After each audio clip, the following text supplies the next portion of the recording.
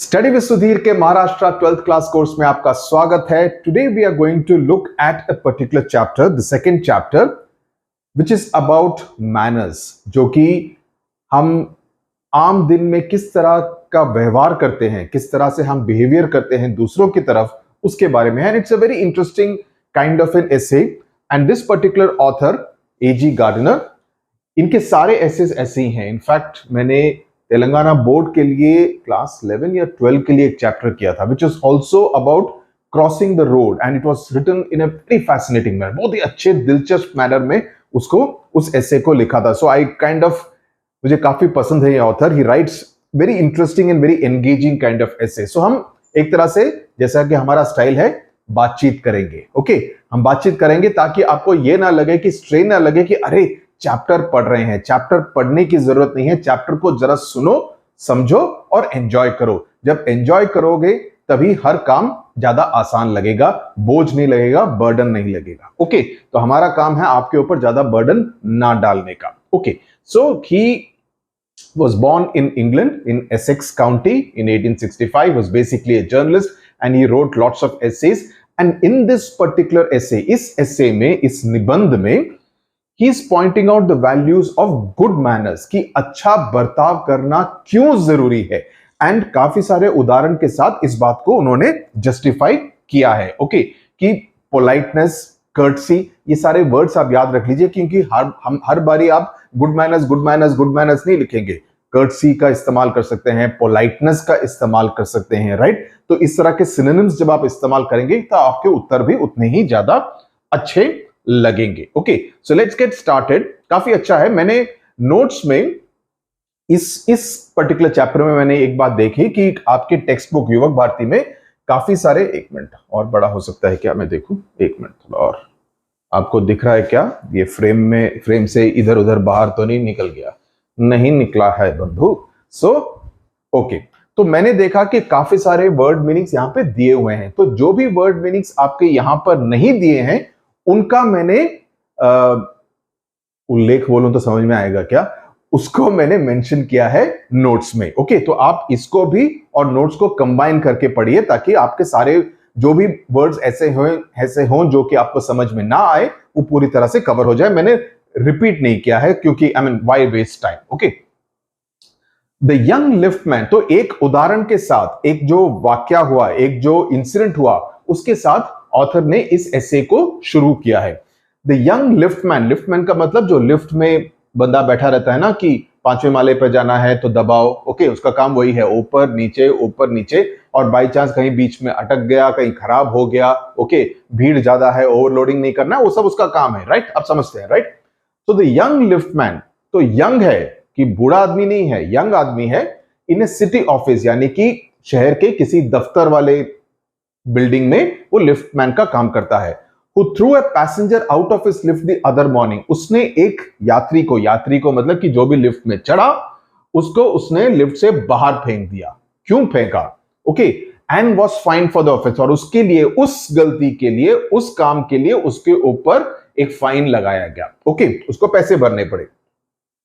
Was undoubtedly in the wrong, it was a question of police। Okay, हुआ ये कि the complainant, okay, जिसको कि बाहर फेंका गया, entering the lift said top, हम घुसते हैं, अंदर चलते हैं, फोर्थ बोलते हैं, right. It's a matter of habit, right. अब लिफ्टमैन ने क्या कहा? The liftman who was sitting there, he said top please, say fourth floor please. Okay, ये मत बोलो कि टॉप मतलब कि सबसे ऊपर वाले माले पे जाना है, लेकिन उसने प्लीज नहीं कहा। लिफ्टमैन ने इस बात पर ऑब्जेक्शन किया। ओके, उस पर उंगली उठाई, कहा कि आप प्लीज बोलिए, top please. And this concession मतलब कि आप प्लीज बोलेंगे तो आई एम कंसीडिंग, आपने प्लीज बोलने को कहा, मैंने बोला, तो that means I am conceding to your request. Concession is coming from concede. Okay, concede का स्पेलिंग तो मालूम होगा ना, लिख देता हूं जस्ट इन केस, अगर आप में से किसी को नहीं मालूम है तो। कंसीड, CO। ओके, कंसीड से आता है कंसेशन। ओके, ये वर्ब्स और नाउन्स का भी आप ध्यान रखिए। ओके, ऐसे भी कभी कभी प्रश्न आते हैं, not from this chapter but from any other chapter. Being refused, he not only declined to comply with the instruction. Comply मतलब मान जाना, to obey. Okay, so this concession being refused, जब पैसेंजर ने उस कंसेशन को मानने से, उस प्लीज बोलने से इनकार किया, he not only declined to with the instruction but hurled the passenger out of the lift. Instruction क्या था? इंस्ट्रक्शन था टॉप फ्लोर पे जाने का. तो उसने ना केवल ऊपर जाने से मना किया, उसने उस पैसेंजर को, हर्ल्ड मतलब उठा के फेंक दिया पैसेंजर को आउट ऑफ द लिफ्ट. सो दो काम हुए. पहले तो उसने कहा टॉप, उसने बोला टॉप प्लीज बोलो. इसने टॉप प्लीज बोलने से मना किया, तो उसने क्या किया? पहला काम कि मैं तुमको ऊपर लेके ही नहीं जाऊंगा. ओके, दूसरा काम मैं तुमको यहां से उठा के बाहर फेंकूंगा. ओके, तो ये दो बातें हुई. This of course was carrying a comment on manner too far. अब ये कुछ ज्यादा हो गया. ओके, ये आई मीन प्लीज बोलना अच्छी बात है, लेकिन अगर किसी ने प्लीज नहीं बोला तो उसके बदले में किसी को बाहर उठा के फेंक देना भी कुछ ज्यादा ही हो गया. Okay, discourtesy is not a legal offence. कि मैं अगर आपसे पोलाइटली बात ना करूं, ओके, तो ये गलत बात होगी, लेकिन ये कानून के अंदर एक ऑफेंस नहीं है. इसके लिए मेरे को जेल में नहीं भेजा जा सकता. Right? So that is the, it's not a legal. Discourtesy मतलब प्लीज, थैंक यू वगैरह ना बोलना is not a legal offence, and it does not excuse assault and battery. Assault and battery का मतलब है किसी के ऊपर शारीरिक प्रहार करना, किसी के ऊपर मार देना, घूसा मारना, थप्पड़ मारना, मुक्का मारना. Right? An attack which includes not only threats but also the actual use of physical violence. Okay, if a burglar, okay, burglar matlab chor, if a burglar breaks into my house and I knock him down, अगर वो मेरे घर के अंदर घुसता है, रात को 2 बजे आपने देखा कि घर के अंदर एक चोर घुसा आया है, और उसको प्रिवेंट करने के लिए कि आपके घर में चोरी करे, उसके लिए आप उसको मारते हैं, एक डंडा पकड़ते हैं और उसके सर पे दे मारते हैं, तो द लॉ, तब कानून के तहत विल एक्विट मी. कानून तब आपको सजा नहीं देगा, क्योंकि आपने उस ट्रेसपासर को, ट्रेसपासर मतलब आपकी प्रॉपर्टी के अंदर बिना परमिशन के घुसने के लिए, आप अपने सेल्फ डिफेंस में और अपनी प्रॉपर्टी को प्रोटेक्ट करने के लिए, सुरक्षित करने के लिए आप उस पर प्रहार कर सकते हैं, आप उसको मार सकते हैं. Right? Will acquit me, acquit me मतलब आपको छोड़ देगा, कानून आपको छोड़ देगा. And if I am physically assaulted, और अगर चोर ने मेरे ऊपर आक्रमण किया, it will permit me to retaliate. Retaliate मतलब मेरे को बदला देने की अनुमति देगा, मेरे को बदला देने की परमिशन देता है, विद रीजनेबल वायलेंस, कि मैं भी उसके ऊपर डंडा मार सकता हूं.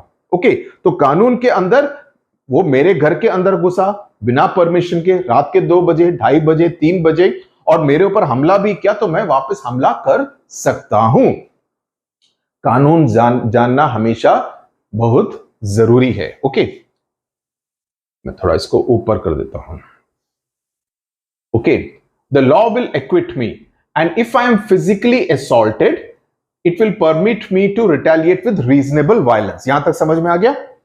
It does not, however, it does this because the burglar and my assailant have broken quite definite commands. यानी कि चोर या चोरी ने मेरे ऊपर हमला भी किया, फिजिकल वायलेंस भी किया, तो उन्होंने कुछ सीमाओं को तोड़ा है. Okay, they have broken quite definite commands of the law. कानून को तोड़ा है, का उल्लंघन किया है.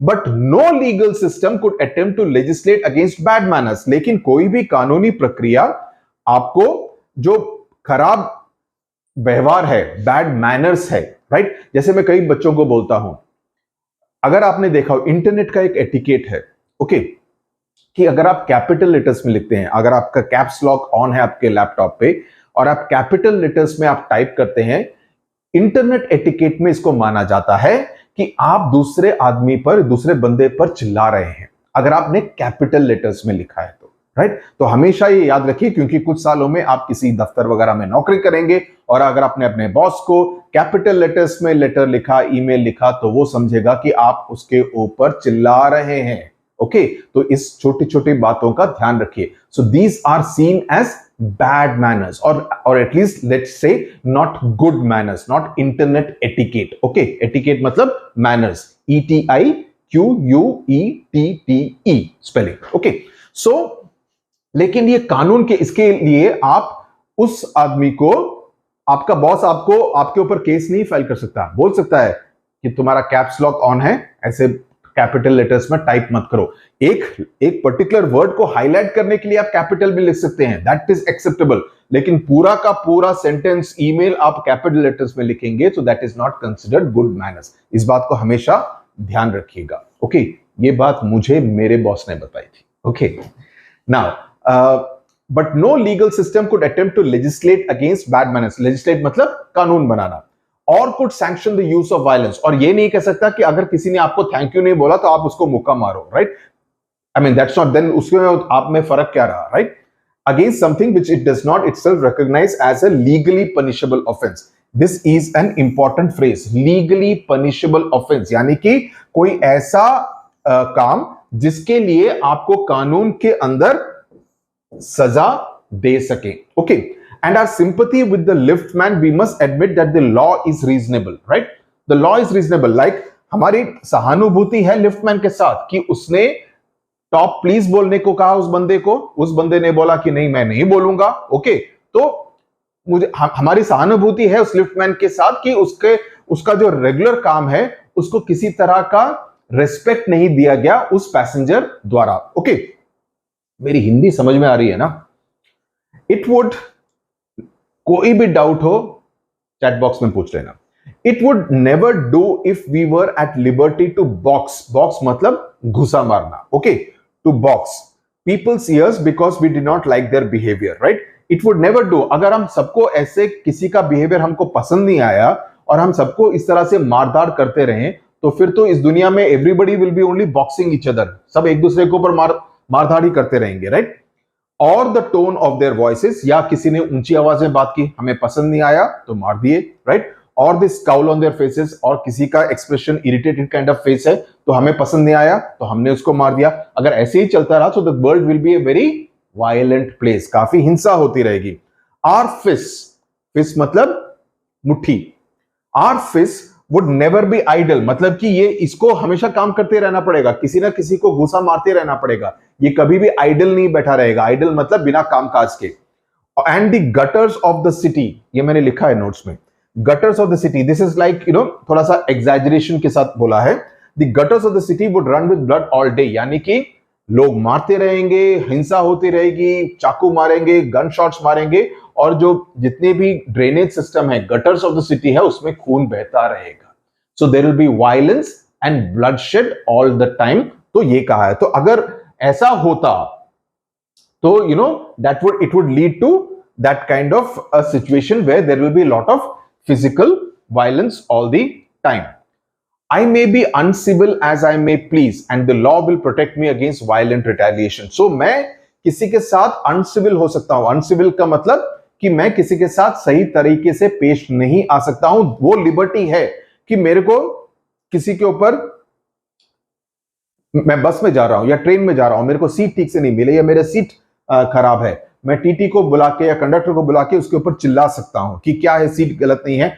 I may think that I am demanding my rights as a passenger, क्योंकि मैंने सीट के पैसे दिए हैं, इसके 100 रुपए दिए हैं, मेरे को सीट ठीक से नहीं मिली है, मैं चिल्ला सकता हूं। But is that the right behaviour? हाँ, इसके लिए आपको सजा नहीं मिलेगी, राइट? लीगली कोई सजा नहीं मिलेगी, but is that the right behaviour? तो यहां पर लिखा है I may be as uncivil, तो मैं उस तरह से पेश आ सकता हूं as I may please and the law will protect me against violent retaliation। इसका मतलब ये नहीं कि कंडक्टर आपको घूसा मार सकता है जैसे लिफ्टमैन ने किया।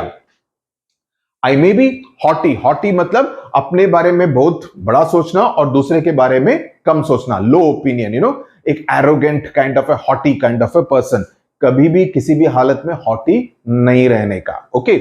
हमेशा पोलाइट, हम्बल रहने का, ग्राउंडेड रहने का। उससे क्या होता है, you will be able to get better things from the others will also be forced to behave the same way with you। कि अगर आप दूसरे के साथ अच्छा व्यवहार करते हैं, दूसरा बंदा भी सोचता है कि इसने मेरे साथ अच्छा व्यवहार किया, मैं इसके साथ कैसे चिल्लम चिल्ली कर सकता हूं, चिल्लम चिल्ले जो भी बोलते हैं, ओके? मैं इसके साथ बैड बिहेवियर और चिल्ला क्यों सकता हूं, ओके? मेरे को चिल्लाना नहीं चाहिए। चिल्लम चिल्ली, ये चिल्लम चिल्ली बोलते हैं क्या? चैट बॉक्स में बताओ मेरे को। आई मे बी हॉटी और Boris and there is no penalty to pay except the penalty of being written down an ill-mannered fellow. क्या मतलब हुआ इसका? What does it mean? इसका मतलब यह है कि मेरे ऊपर boorish का मतलब rude, uncultured. So जैसे मैंने कहा synonyms जानना काफी जरूरी है. So rude का synonym है boorish. Synonym मतलब same मतलब वाले words. And there is no penalty to pay except the penalty of being written down. So अगर मैं काफी रूड काइंड ऑफ पर्सन हूं या काफी हॉटी काइंड ऑफ पर्सन हूं, उसके लिए मेरे ऊपर कोई किसी तरह की कानूनन कोई सजा नहीं मिलेगी. हाँ, ये हो सकता है कि लोग मेरे को समझे, अरे उससे बात नहीं करना यार, बिल्कुल खड़ूस बंदा है. नहीं, खड़ूस का मतलब बॉम्बे भाषा में कुछ और होता है, मुझे मालूम है. ओके, मैंने सचिन तेंदुलकर का एक इंटरव्यू पढ़ा था. खड़ूस का मतलब है कि टिके रहना. मैं उस मतलब में नहीं बोल रहा हूं. वो काफी रूड बंदा है, काफी बदतमीज बंदा है. That is better. ओके, तो उस तरह से आपका लेबलिंग हो सकता है, लेकिन आपको कानून के तहत किसी तरह की सजा नहीं मिल सकती है. The law does not compel me to say please. कानून आपको यह नहीं बताता है कि आपको हर वाक्य में प्लीज कहना है. ऐसा कोई भी कानून भारत में या किसी भी देश में नहीं बना है. और to attune my voice, attune मतलब मैं किसी उस पर्टिकुलर लहजे में या किसी टोन में बात करूं, my voice to other people's sensibilities any more than it says that I shall not wax my mustache or dye my hair or wear ringlets down my back. So किसी तरह से, जिस तरह से कोई कानून नहीं है कि ये कहा गया है कि मैं अपने मुस्टैच को वैक्स करूं या अपने बालों को डाई करूं, ओके, या अपने बैक डाउन में रिंगलेट्स पहनूं. ये एक तरह से ज्वेलरी का आइटम है. उस तरह से कोई कानून नहीं है. उसी तरह से प्लीज कहने की भी कोई स्पेसिफिक कानून नहीं है. It does not recognize the laceration of our feelings as a case for compensation. Now, laceration का मतलब यहां पे जो दिया है वो है एक कट और टीयर. लेकिन इसमें जो इस स्पेसिफिक कॉन्टेक्स्ट में जो यूज किया गया है उस पर ध्यान देने की जरूरत है. यहां पर इसका मतलब ये है that getting affected or emotionally upset or insulted. मैंने नोट्स में लिखा हुआ है. The law does not say that if I'm emotionally upset by bad behavior, I should be compensated. मतलब ये है कि अगर किसी ने मुझसे कुछ रूडली बात की और मेरे दिल को ठेस पहुंची, मुझे बुरा लगा, इसका मतलब ये नहीं है कि मैं कानून से मैं ये प्रतीक्षा करूंगा, कानून से मैं ये उम्मीद रखूंगा, कानून से ये एक्सपेक्टेशन रखूंगा कि मुझे उसके लिए कॉम्पनसेट किया जाएगा. ऐसा कोई भी प्रावधान कॉन्स्टिट्यूशन में नहीं है. ओके, या इंडियन पीनल कोड में नहीं है, आईपीसी की किसी भी धारा में नहीं है. There is no allowance for moral and intellectual damages in these matters. तो किसी भी तरह का moral मतलब कि the right kind of behavior or intellectually correct kind of thing, उस तरह से कोई भी प्रावधान नहीं है कि आपको इसके लिए कॉम्पनसेट किया जाए. ओके, आगे चलते हैं. This does not mean that the damages are negligible. समझ में आ रहा है, मजा आ रहा है. This does not mean that the damages are negligible. इसका मतलब ये नहीं है कि किसी ने आपसे ठीक से बर्ताव नहीं किया, किसी ने आपसे ठीक से बात नहीं की, तो इसका मतलब ये नहीं है कि आपको बुरा नहीं लगता है. ओके, बुरा लगता है. Okay, it does not mean that the damages are negligible. इससे मतलब ये है कि damages are of significance. It is probable that the liftman was much more acutely hurt by what he regarded as a slur upon his social standing than he would have been if he had a kick on his shins for which he would have got a legal redress. क्या मतलब हुआ इसका? इसके ऊपर मैंने question भी लिखा है. स्लर का मतलब ह्यूमिलिएशन, आप अपमान. Okay, kick up the shins, shins का kick on the shins, shins है the front part of the leg. Okay, front part of the leg between the knee and the ankle. Okay, उसको shin बोलते हैं, the front part of the leg, पीछे वाला नहीं, आगे वाला. Okay, now you can go to law and allege physical assault. किसी ने आपको मारा तो आप कानून के पास जा सकते हैं और बोल सकते हैं कि इसने मेरे ऊपर शारीरिक प्रहार किया, इसने मेरे को मारा. ओके, लेकिन अगर आपको कोई वर्बली इंसल्ट करता है, ओके, आपको ठीक से ट्रीट नहीं करता है, राइट, आप उसके लिए पुलिस के पास नहीं जा सकते. पुलिस वाले का अरे चल चल क्या, अरे अपने को यही काम है क्या, राइट, इस तरह के उसने तुमको थैंक यू नहीं बोला, उसके लिए मैं केस फाइल करता क्या, ऐसा थोड़ी होता है. ओके, सो सोशल स्टैंडिंग का मतलब उसको लगा कि मैं लिफ्ट मैन हूं इसलिए मेरे को थैंक यू या प्लीज नहीं बोल रहा है, टॉप प्लीज नहीं बोल रहा है, तो उसने अपने सोशल स्टेटस के हिसाब से देखा. तो उसका भी अपने दिमाग में चल रहा होगा कि इसने, अगर मैं बड़ा आदमी होता, मैं इसका बॉस होता या मैं इसका कलीग होता, तो शायद मेरे को प्लीज बोलता. मैंने बोला तो वो बोलता, लेकिन मैंने बोलने पर, मेरे बोलने पर भी इसने मना किया, इसका मतलब है कि ये मेरे सोशल स्टेचर पर, कि मैं सिर्फ एक लिफ्टमैन हूं, उसके ऊपर एक तरह का कमेंट कर रहा है, एक तरह से उसकी वजह से मेरे को ह्यूमिलिएट कर रहा है, मेरा अपमान कर रहा है। ओके, और अगर इस तरह से होता तो उसको लीगल, उसको किसी तरह का ही would have got some kind of, कानून के तहत उसको किसी तरह का he would have got some kind of concession, redress का मतलब some kind of, the law will kind of take its own course, will do something for you. The pain of a kick on the shin soon passes away. अगर आपके पैर पर चोट लगी है, किसी ने वहां पर मारा है आपको, थोड़ी देर के लिए दर्द होगा, लेकिन कुछ घंटों बाद वो दर्द मिट जाएगा, चला जाएगा, राइट? लेकिन the pain of a wound to our self respect, लेकिन अगर किसी ने आपका अपमान किया है, तब वो काइंड ऑफ वो ज्यादा दर्द देता है, कई सालों तक या कई महीनों तक या कई दिनों तक या हफ्तों तक तो याद रहता है। और जब भी आप उसको याद रखते हैं, आपको गुस्सा आता है कि मेरे को उसने इंसल्ट किया, राइट? तो यहां पर वही हुआ है। सेल्फ रेस्पेक्ट और आर वैनिटी, वैनिटी मतलब अपना खुद का एक घमंड रहता है ना, pride, may poison a whole day. I can imagine that liftman denied the relief of throwing the author of his wound out of the lift. He kind of could not do much about it, right? Throwing the author of his wound out of the lift, brooding over the insult by the hour, and visiting his wife in the evening as the only way of restoring the equilibrium, right? So उसको लगा हो कि अगर उसने वो नहीं किया होता, लिफ्टमैन अगर उसने वो किया होता है और उसी के बारे में सोचता रहता और ज्यादा से ज्यादा मिजरेबल होता रहता, या रात शाम को जाके अपनी वाइफ से मिलता, तभी उसको थोड़ा सा सुकून मिलता, राइट? इक्विलिब्रियम मतलब balance. For there are few things more catching than bad temper and bad manners. कि bad manners is not the right thing to do, right? और यहां पर एक दूसरे नॉवल के बारे में, एक काइंड ऑफ प्ले के बारे में एक मेंशन किया गया है। When Sir Anthony Absolute bullied Captain Absolute, the latter went out and bullied his man Fag, whereupon Fag went downstairs and kicked the page boy. तो सर एंथनी एब्सोल्यूट ने captain absolute को बुली किया, उसने उनको कुछ खराब बोला। कैप्टन एब्सोल्यूट बाहर गया और उसने अपने जूनियर फैग को बुरा भला कहा। फैग बाहर गया और उसने अपने पेज बॉय जो उसके भी नीचे था उसको एक लात मारी। तो ऊपर से नीचे इट वेंट ऑन पासिंग। तो पहले बंदे ने बैड मैनर्स डिस्प्ले किया, everybody kept passing to his junior.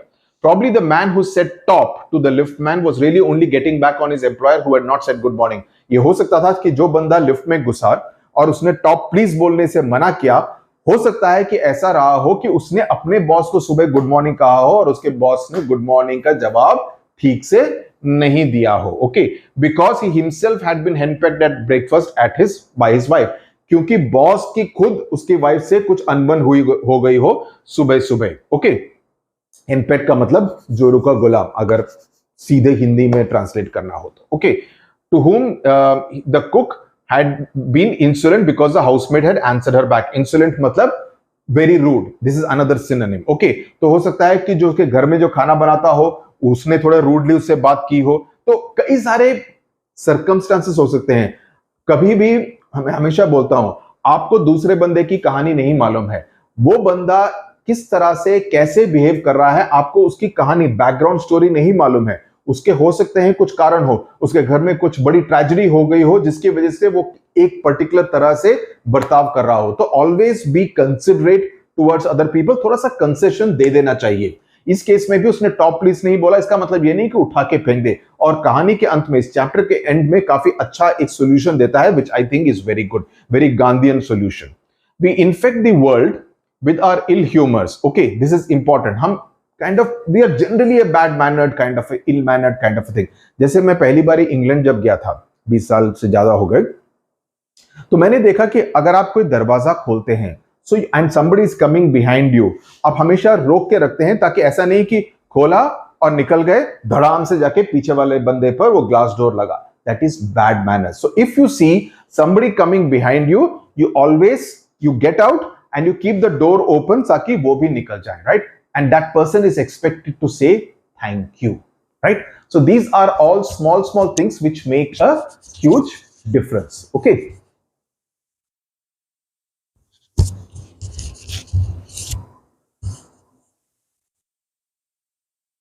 For one wife, bad manners probably do more to poison the stream of the general life than all the crimes in the calendar. पूरे साल में जितने भी crimes होते हैं उससे ज्यादा बैड मैनर्स लोगों को ज्यादा अपसेट करते हैं. ओके, हालांकि bad manners are not considered a legally objectionable offence. समझ में आ गया? For one wife who gets a black eye from an otherwise good natured husband, इसका मतलब ब्लैक आई मतलब किसी को मार देना, कि घूसा मार देना, उसके आंख के नीचे पूरा ब्लैक मार्क आ जाए. Physical violence, domestic marital violence, जो घर में अनफॉर्चुनेटली कई जगह हो जाता है. Right? For one wife who gets a black eye from an otherwise good natured husband, हालांकि नॉर्मली वो अच्छा नेचर्ड का बंदा है. There are 100 who live a life of martyrdom under the shadow of a morose temper. morose का मतलब unhappy. There are कई others जो उनका की लाइफ हर दिन रात ही they live unhappily. But all the same, the law cannot become the guardian of our private manners. The law, ये line important है. ये लाइन देके आपसे पूछा जा सकता है एक्सप्लेन दिस लाइन, तो आपको पूरा कॉन्टेक्स्ट समझाना पड़ेगा. मैंने इसके ऊपर काफी सारे क्वेश्चंस लिखे हैं, तो आपको एक बार ये पूरा वीडियो समझ में आ जाए, वो क्वेश्चन आंसर भी आप देख लें, आप हैंडल कर पाएंगे. नो डेकेलॉग. डेकेलॉग मतलब ये 10 कमांडमेंट्स का एक रेफरेंस दिया गया है बिब्लिकल, बट बेसिकली डेका का मतलब है 10.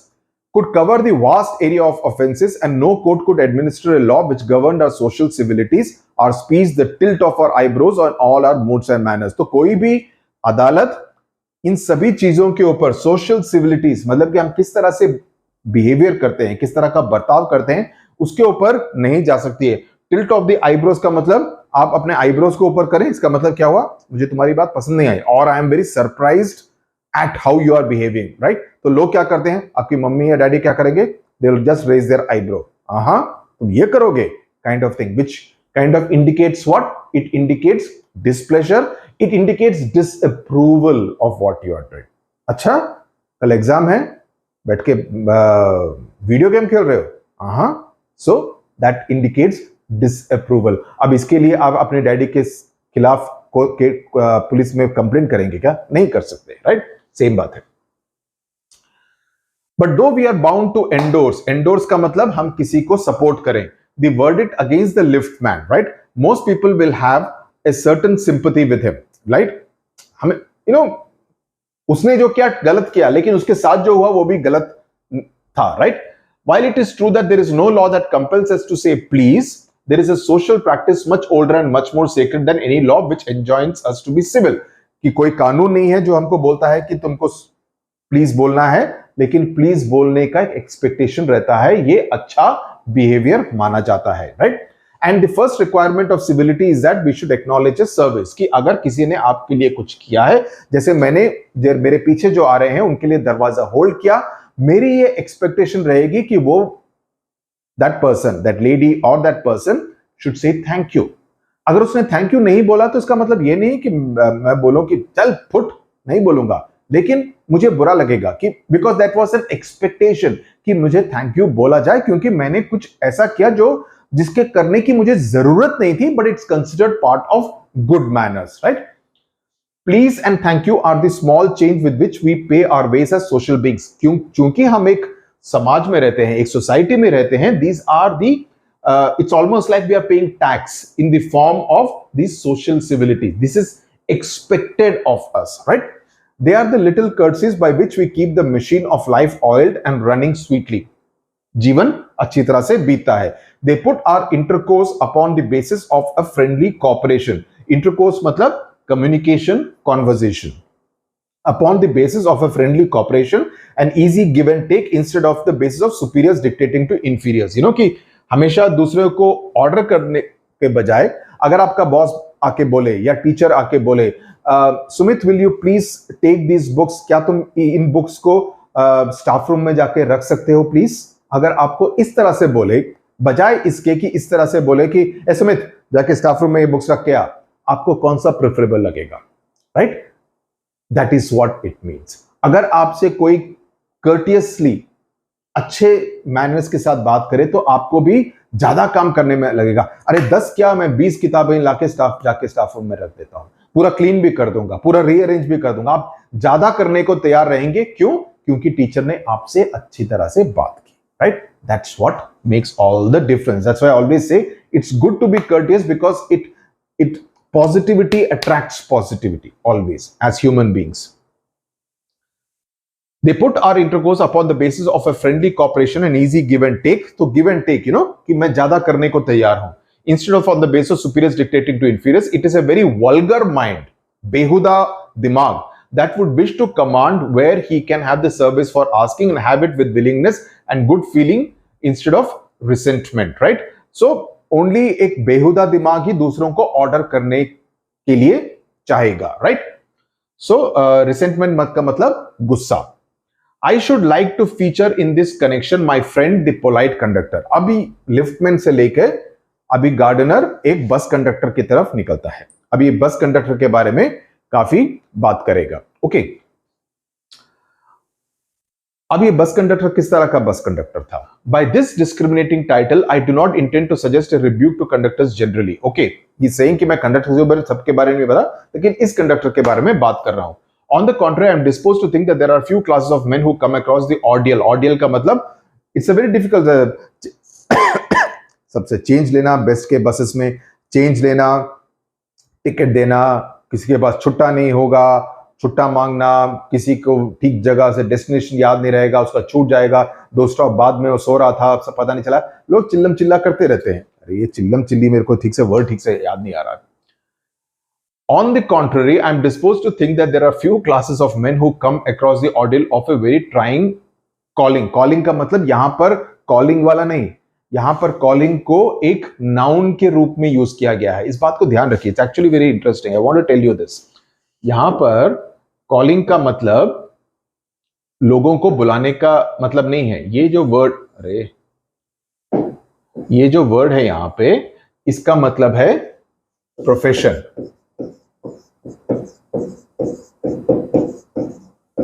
ओके, कॉलिंग का मतलब यहां है ट्राइंग प्रोफेशन. यहां पे प्रोफेशन, कॉलिंग, इसको हम यहां पर वर्ब की तरह इस्तेमाल नहीं किया गया है. इसको नाउन की तरह, जेरंट बोलते हैं, उसके रूप में इसका इस्तेमाल किया गया है. Better than bus conductors do. Here and there you will meet an unpleasant specimen who regards the passenger as natural enemies. कई सारे कंडक्टर होंगे कि काफी बदतमीज होते हैं, right? As creatures whose chief purpose is on the bus is to cheat him. जिसको लगेगा कि ये पैसेंजर बिना पैसे के आया और मेरे को चीट करने की कोशिश कर रहा है, right? But this type is rare. जिस कंडक्टर की बात यहां पर ये करने वाला है, H.G. Gardner, he is a rare commodity. ऐसे कम लोग ही रहते हैं. Rarer than it used to be. I fancy the public owes much to the Underground Railway Company, which also runs the buses, for insisting on a certain standard of civility in its servants and taking care that this standard. तो जो Underground Railway Company है, जो कि buses को भी चलाती है उस शहर में, they kind of, it's good that they kind of expect that the bus conductor should actually be very civil. काफी अच्छी तरीके से उनको पेश आना चाहिए. In doing this, it not only makes the things pleasant for the traveling public, but performs an important social service. अभी हुआ ये, it is not therefore without any feeling of unfriendliness to conductors as a class that I pay a tribute to a particular member of the class. तो मैं इस एक बंदे के बारे में बताना चाहता हूं. I first became conscious. पहली बारी मैं उससे तब मिला जब मैं बस पर चढ़ा और तब देखा कि मैं बिना पैसे के बस पर चढ़ गया हूं. मेरे पास टिकट खरीदने के पैसे नहीं थे. और सबको ये समझ में आएगा, मैं इसका पूरा हिंदी में मतलब समझा देता हूं पूरा पैराग्राफ पढ़ने के बजाय.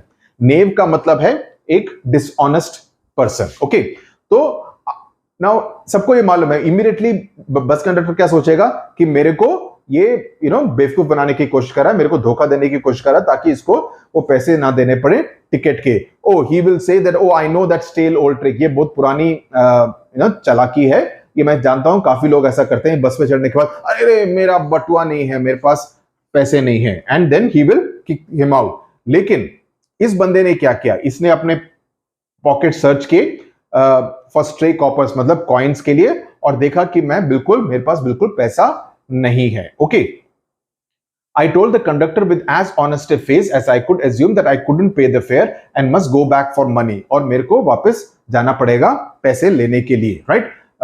So he said, oh, I will book you through. No problem.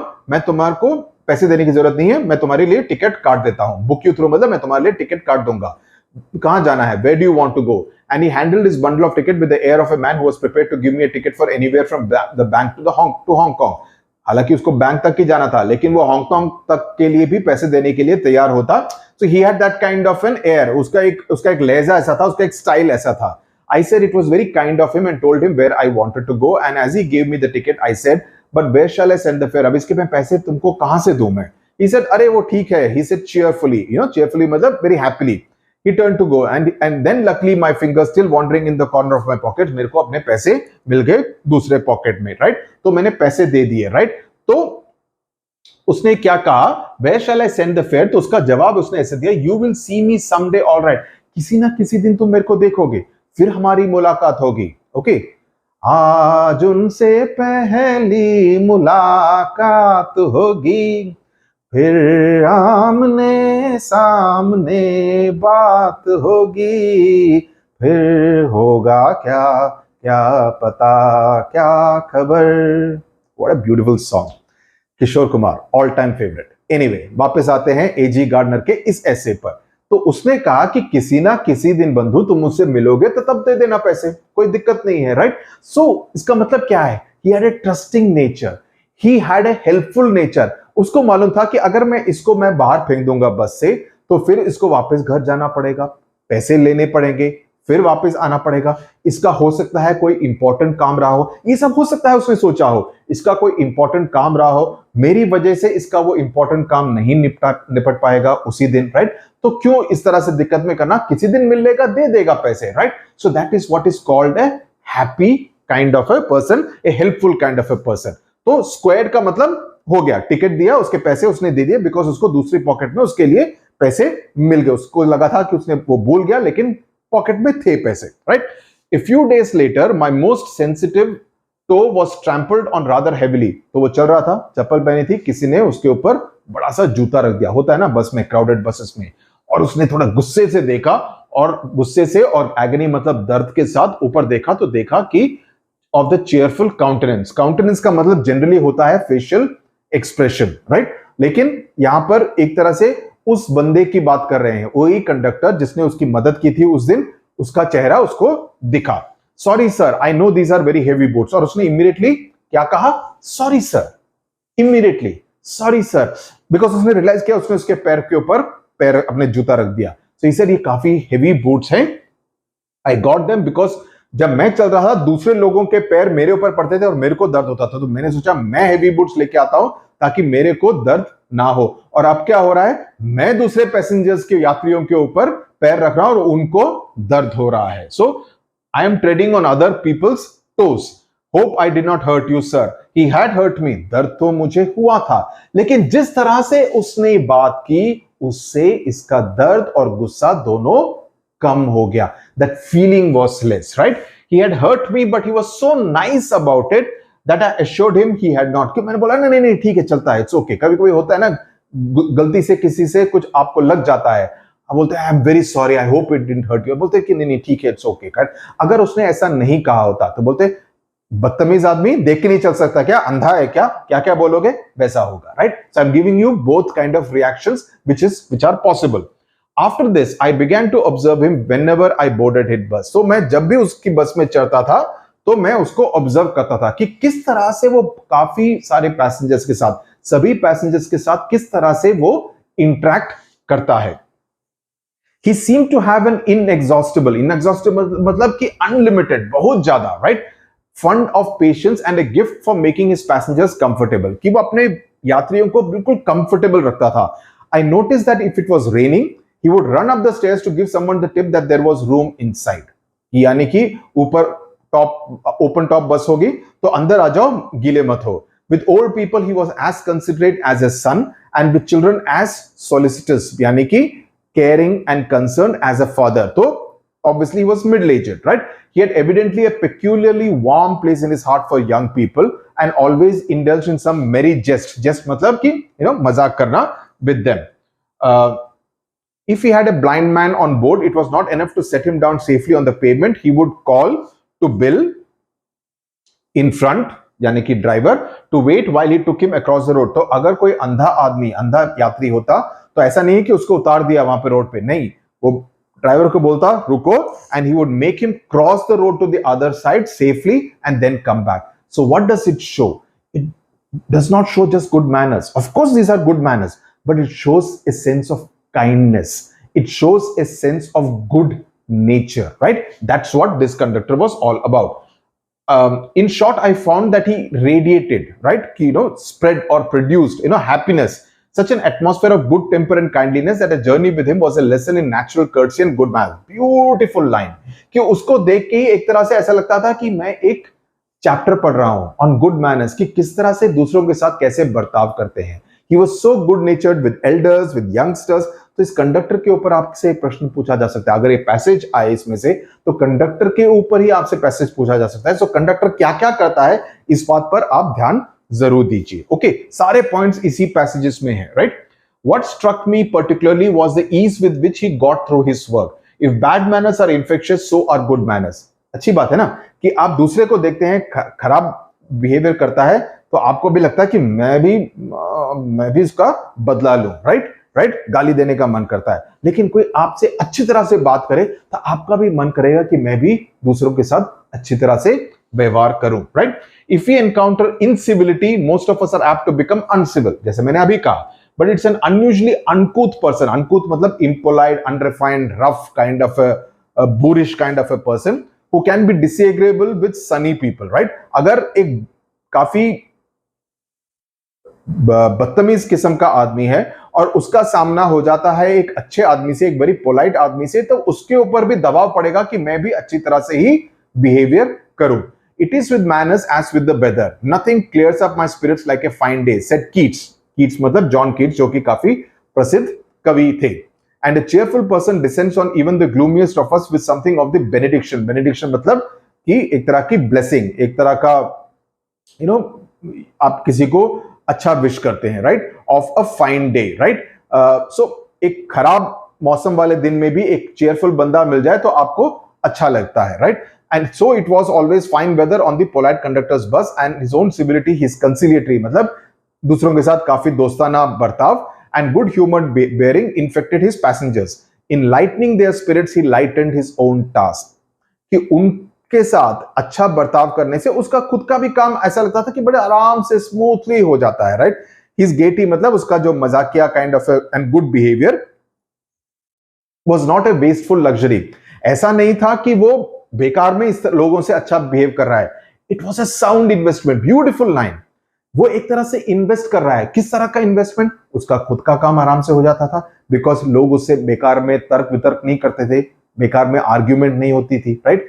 दूसरे लोगों से अच्छा बर्ताव करते थे, बिकॉज मैं एक अच्छे एक्सपीरियंस के साथ बस से उतरा, मैं अपने कलीग के साथ या अपने क्लासमेट्स के साथ या अपनी फैमिली के साथ भी अच्छी तरह से बिहेव करूंगा, क्योंकि मेरे साथ किसी अनजाने व्यक्ति ने अच्छी तरह से बिहेव किया. So it goes on spreading. Good nature kind of keeps spreading good vibes all over. Very important. मेरे एक दूसरे टी शर्ट पे एक स्लोगन है, spread good vibes. Vibes का मतलब अच्छा kind of